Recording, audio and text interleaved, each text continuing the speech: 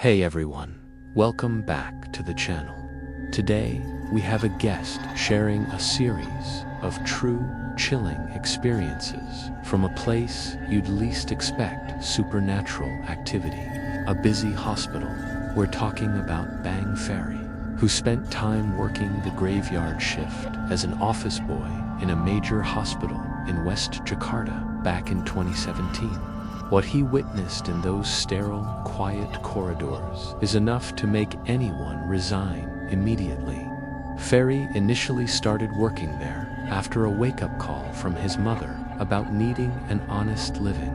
He was originally on the day shift, but after some conflict with a senior staff member, he found himself permanently assigned to the most feared shift, the night crew, alongside his colleagues, Denis and Ajung.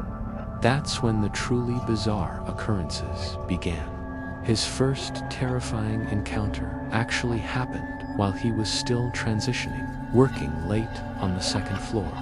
Ferry was cleaning one of the patient rooms when an elderly woman in a bed woke up and calmly asked him to buy her a cup of tea. Following standard procedure, always adhere to the patient's request, Ferry quickly went to fetch the drink. But when he returned, he was met by the attending doctor, who looked confused. The doctor informed Ferry that the woman he'd just spoken to, the one who asked for the tea, had actually passed away half an hour prior. Ferry was stunned. He walked back into the room with the doctor, and there she was, covered entirely by a white sheet. When Ferry pulled back the sheet, he confirmed it was the same woman, the very one who had been lucid and requested a drink just moments ago. Later, fully entrenched in the night shift, Ferry was assigned to clean the main lobby toilets. He noticed something strange. Despite the AC being off and the door shut, the room felt icy cold and windy.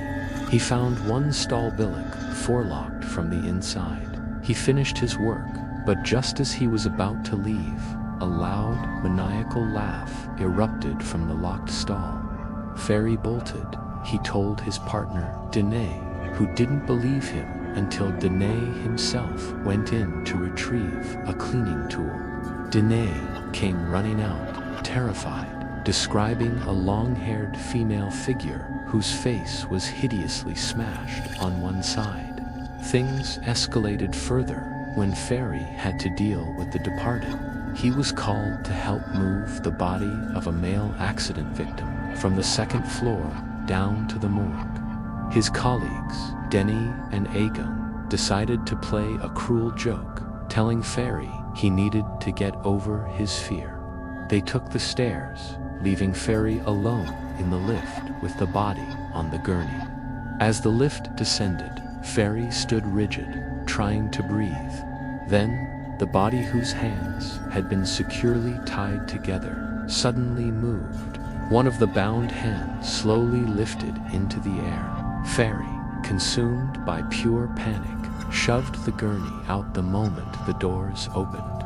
He immediately reported the incident to security, but when they returned to check, the corpse's hands were secured exactly as they were supposed to be, leading to a tense argument over what Ferry had actually seen.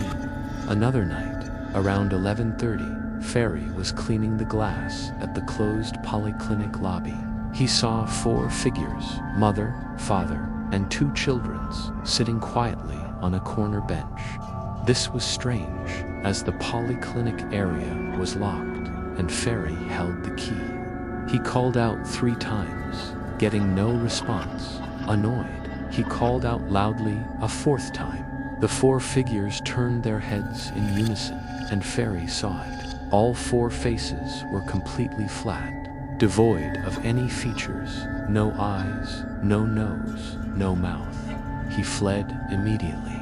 Though the figures vanished when he returned with security, Ferry was vindicated when they reviewed the CCTV footage, which clearly showed moving shadows in that exact spot. But the final straw, the event that truly broke Ferry, involved a patient ID bracelet. A motorcycle taxi driver had passed away following an accident. As the nurses removed the deceased man's accessories, Ferry's colleague, Aegon, secretly took the plastic patient ID bracelet and wore it on his own wrist. 3 days later, Aegon began experiencing severe terror, haunted by the image of the victim's mangled face. The haunting reached a climax when Dinah became violently possessed, pointing accusingly at the bracelet on Aegon's arm. Ferry forced Aegon to confess, and together they tracked down the family of the deceased driver.